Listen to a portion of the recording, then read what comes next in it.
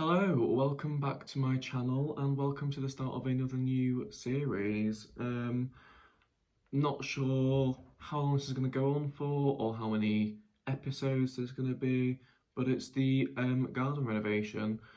Basically, for the past couple of years, as a family, we've been talking about redoing the garden, um, and it's finally happening. It's been taken a lot of adjustments to plans and working sizes of things out, etc., etc., materials, um, to get to this point. So this video is the introduction to that and the sort of the plans that we've come up with.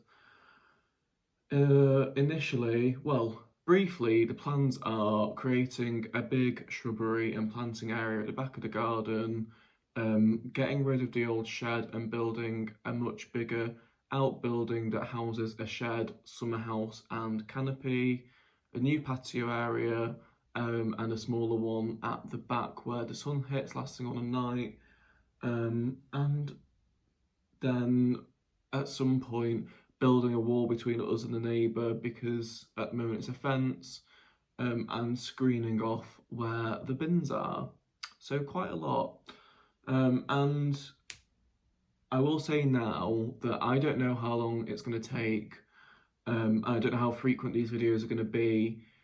Because I am splitting my time between York and Liverpool until August when my tenancy ends. So I'm not sure how much I'll be here to film stuff.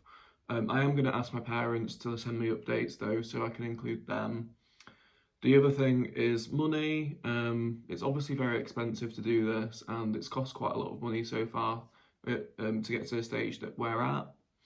I'm not really going to be talking about money, because it's my parents' money, not mine, so it's not really anything to do with me. It's their personal business, and so I don't feel comfortable sharing it. And B, because it's my parents paying for it, I don't actually know exactly how much it's cost anyway, so I couldn't tell you. But yeah, it's just more, I don't know, A, for me to document the process because this has been a long time coming, and B, to show you guys what it's going to look like.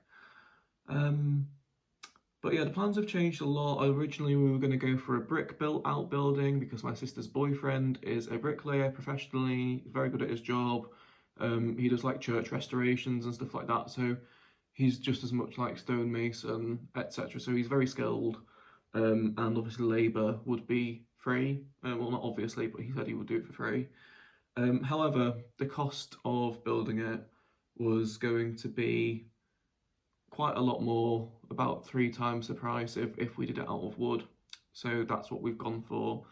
The downside to that is that it's going to take up more of the garden, because if it was brick, we could push it right up against the boundary because it wouldn't need any maintenance. However, because it's wood, we've had to keep it about 2 feet off both boundaries that it sits against, to allow us to get around the back of it for any maintenance that it needs. Now, that's actually also a positive because it's things like we want to hide a water butt because we're going to use the water from the building, like obviously from the rainwater from the roof. We're going to harvest it from the guttering system to water the garden, so that's one positive to hide that out of the way. And the other thing is in winter, when we've got lots of plant pots that aren't in use, we can move them behind the shed so they're out of the way, and more protected from the elements. So there's pros and cons. And it's kind of just ended up making changes as we've gone along, but I'm going to give you it from the point that we're at now. So what I'm going to do now is I've made a plan on Photoshop of what the garden was like and what the garden is going to be like, and I'm going to talk you through it properly.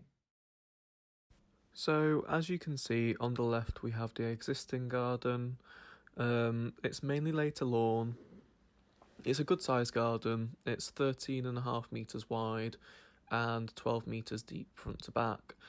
So yes, mainly lawn with a patio area across the back of the house, and in the back left corner there is an ugly slab of concrete with a 6 by 8 foot shed on it, and an area that we have a dining table on in the summer. It used to have a second shed on it that we used as a playhouse for me and my sister when we were younger. but obviously we don't have a use for that, and it went a few years ago. And then in the back right hand corner is a rowan tree. At the moment it looks quite ugly because it's been pollarded, but it is starting to grow back and it will be less stumpy very soon. The whole point of redoing the garden was to give us more usable space. As much as all the grass is nice, it's very boring and we don't use it. The only areas we use is a bit of the patio and the bit of concrete at the back. The rest of it is just for the dog, really. So in the new garden, that was the idea, was to create more areas, to have more space that we would actually use. So at the back of the garden, we wanted to keep this area to dine on because it's south facing. As the sun moves around to the west as it sets, it hits the fence back here. That's the last bit that it hits on an evening. So if we're eating outside on a night, that's where the sun is. So it's nice to be sat there to keep you warm. So yeah, we kept that, but it will be paved, and the paving will run down in front of the new outbuilding, all the way down to the patio area, which is staying in the same place, but it will just be relaid all in Indian stone, as well as the path along the back of the house.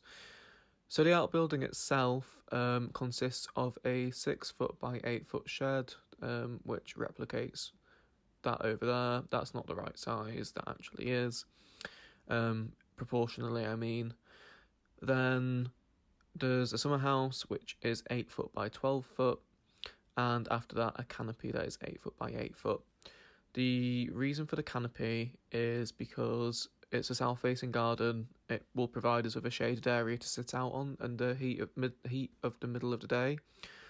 Because when we do actually have some nice weather, it often gets too hot to sit out on the patio. About 2-3 o'clock in the afternoon, it's just too much to bear. So it'll give us a shaded area, but it'll also give us a covered area for if it's bad weather and we want to sit outside. And if we want to have a barbecue, then you can barbecue underneath it and take it straight through the doors into the summer house. That's why there's a set of doors there, as well as a set of doors going out onto the path near the garden. And then the plan for the summer house is just to have, rather than buying furniture to go inside it, just to build a bench that will wrap around the two walls that don't have doors on them. So that way you can squeeze in as many people as you want. You don't have to worry about having enough seats. And then we'll just get a big table or a couple of smaller tables to go in there. So as you can see, the amount of grass is reduced quite considerably, but it's still a good amount of space. There's still about 660 square feet of grass. It measures 7.5 metres front to back and 8.8 metres side to side. So yeah, it's still a good area and it's perfect for us, and enough for the dog without reducing it too much. And then at the back will be a shrubbery, as none of us are keen gardeners, so it's low maintenance. It'll just have a bark chip floor which will rot down and we can top up. And then, as you can see here, that we want to have a water feature that you'll be able to see from this bit of paving at the back and the garden. But the point of the shrubs as well is that they will be quite tall and they will give some screening to this seating area, so it's a bit more private, a bit more secret. And there'll also be this path that runs through the middle of the shrubbery and down to the tree as well. And that will be like a little secret path that you can walk through between the shrubs. So that was the idea behind that.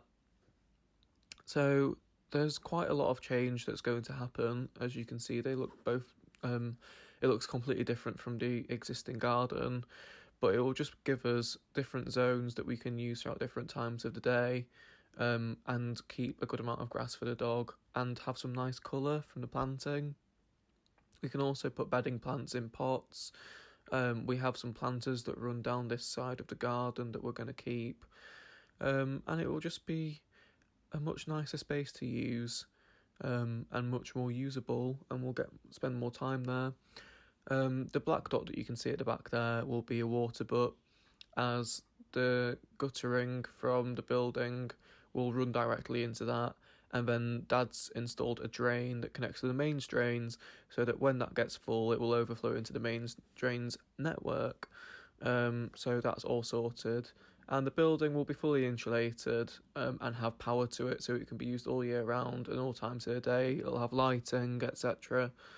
So yeah, we're doing it properly, and it will be nice, hopefully. But yes, those are the plans for the garden. So I hope you enjoyed this video. I hope you understood as well what I was trying to explain. I think I made it quite clear. Um, but if you've got any questions, feel free to ask them. And like, comment, and subscribe to see more and to have the next series of updates in your subscription box. I'm hoping to have the next one up next week because at this point in time, work's already started. It will just be after that point. I'm not sure when the next one will be. So yeah, have a great week.